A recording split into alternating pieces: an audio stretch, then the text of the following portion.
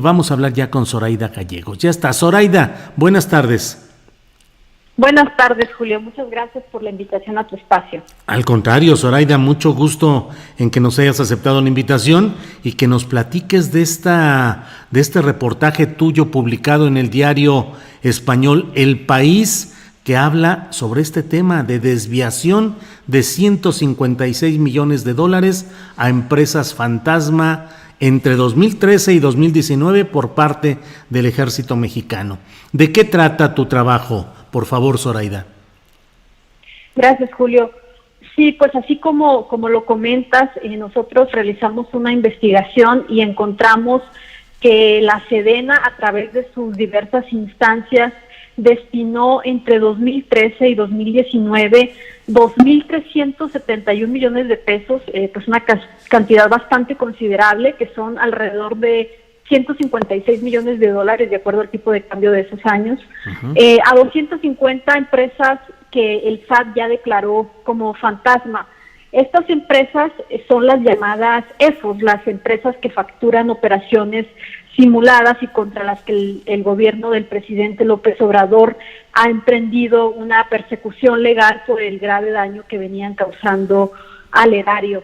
Nosotros obtuvimos información del SAT, esa es información que nos proporcionó el SAT acerca de estas empresas y las transacciones de las facturas pues que hicieron con Sedena, y además pudimos cotejarla con diversos contratos que por su parte nos entregó la Sedena, y encontramos que el desvío se dio a través de diversas instancias dentro de la Sedena, como te comentaba.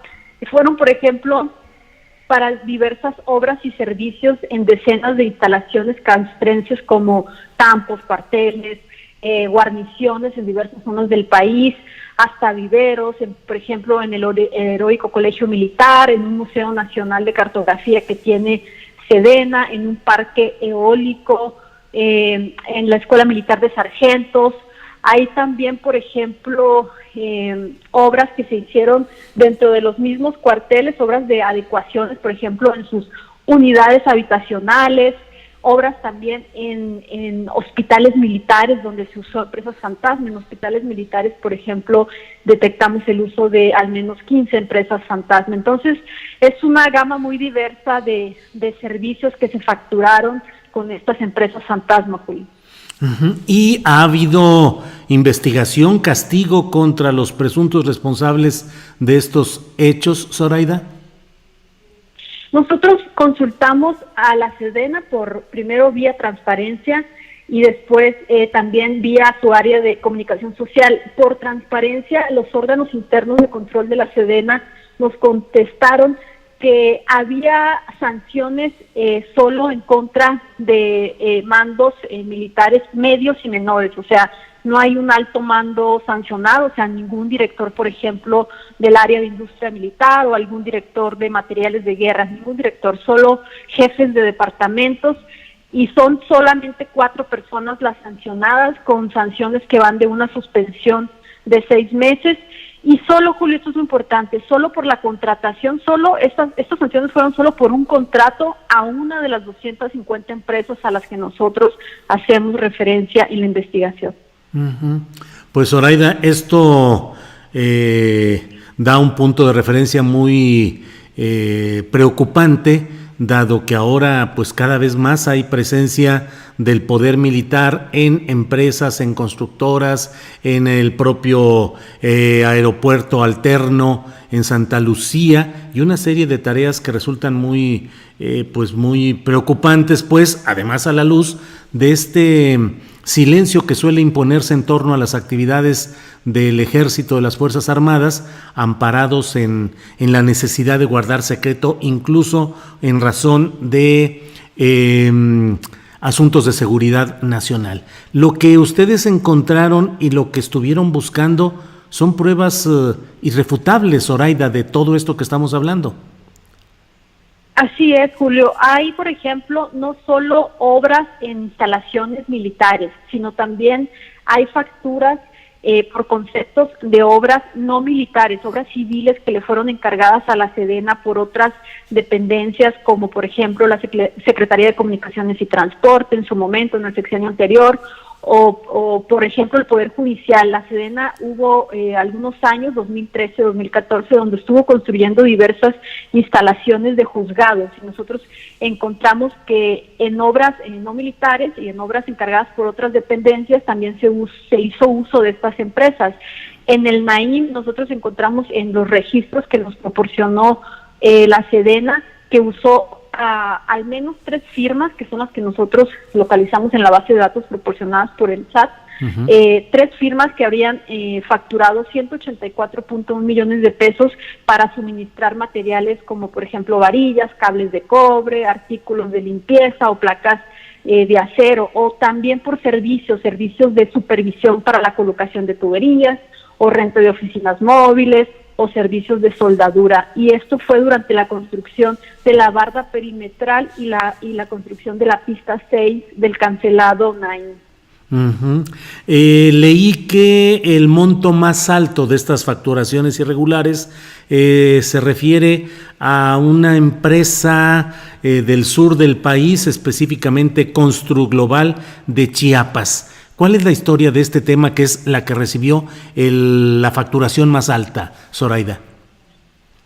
Pues mira, Julio, esta empresa recibió uno de los montos más altos, que es 312.7 millones de pesos, y lo que llama la atención que es en 2013 y 2014, y esta empresa justificó sus servicios como, por ejemplo, renta de mucha maquinaria de construcción que supuestamente se utilizó dentro de las obras en una unidad habitacional, en un cuartel que tiene la Sedena en Cintalapa, Chiapas. Lo interesante de esto es que nosotros rastreamos los contratos de esta empresa en las bases de datos de Compranet de 2013 y 2014, y no pudimos encontrar ningún procedimiento de compra. ¿Esto por qué pasa? Esto seguramente porque como son obras dentro de instalaciones militares, son obras de seguridad nacional, y la ley de transparencia ampara a la Sedena para que estos contratos pues no sean públicos. Entonces digamos que pues estas cifras que hoy se dan a conocer son en parte,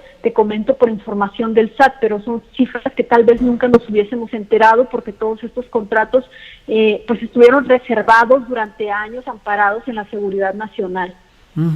Leo en la gráfica que colocan de las estadísticas respecto a los recursos desviados a empresas fantasmas por año, que desde luego, bueno, pues el mayor monto está en 2013, es decir, el año inmediatamente posterior a la llegada de Enrique Peña Nieto a Los Pinos. Luego continúa en una dinámica que corresponde al sexenio, pues, de Peña Nieto. Y 2019, ya en la administración del presidente López Obrador, son 2.272.000 pesos, es decir, una cantidad menor, pero aún así también se facturaron de esta manera ya en la administración del presidente López Obrador. Así es, Julio. Era como una constante de millones de pesos en estas empresas, y haz de cuenta que la base de datos que nos dan viene por meses. Entonces es muy visible cómo a partir ya, por ejemplo, de diciembre de 2018 ya no hay facturas, de enero de 2019 no hay, febrero tampoco, marzo tampoco, hasta abril de 2019 encontramos 2 facturas, que es cada una por 1.1 millones de pesos aproximadamente, a una constructora de Tabasco que se llama la constructora Mendoza López.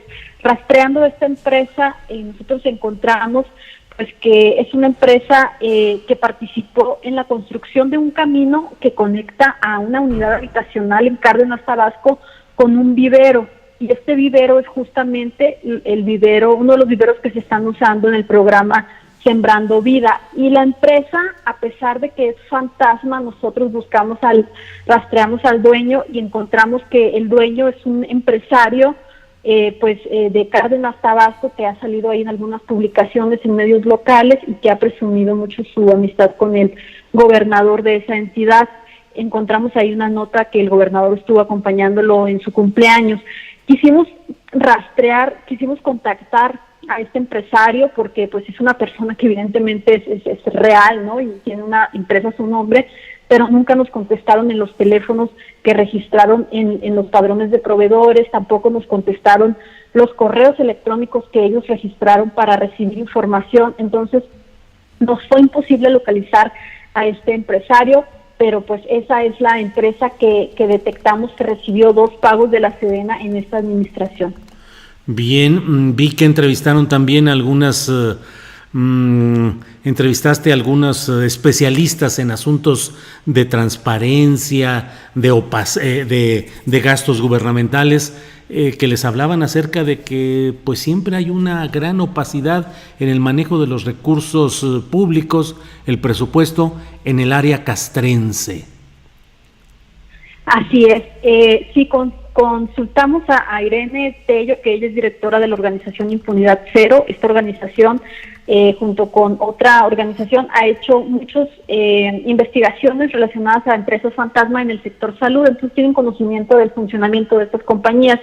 Irene nos comentaba que el problema justo de que la Sedena sea una dependencia militar que se rige por un régimen militar es que el órgano interno de control de la Sedena, aunque después de todos estos cambios en materia anticorrupción que ha habido, ahora dependa de la función pública, el titular del órgano interno de control es un militar. Entonces, pues ella nos decía que este es un asunto complicado donde la Sedena pues se puede volver juez y parte al momento de resolver estos procedimientos administrativos relacionados a contrataciones. Y bueno, creo que la respuesta que nos dio Sedena sobre las sanciones que ha habido en estos años, creo que pues en parte le dan la razón. Bien, pues Zoraida Gallegos, periodista independiente, estamos atentos a lo que venga, esperemos que haya un poco más de precisión de parte de la Secretaría de la Defensa Nacional respecto a estos temas y bueno, pues por lo pronto ya hemos podido comentarlos y señalarlos aquí, Zoraida Gallegos, así es que muchas gracias, a reserva de si tienes algún otro comentario. Nada más decirte finalmente que buscamos también a la función pública para saber si estaban realizando alguna investigación en contra del uso de las empresas fantasma en la Sedena y nos dijeron que no podían pronunciarse acerca de si había o no investigaciones en curso, en dado caso que las hubiese y que ya culminaran se podría dar información, pero mientras no, entonces simplemente aclarar eso. Bueno, Zoraida Gallegos, muchas gracias y seguiremos leyéndote. Gracias, Zoraida. Gracias por el espacio, Julio. Buen día, hasta luego.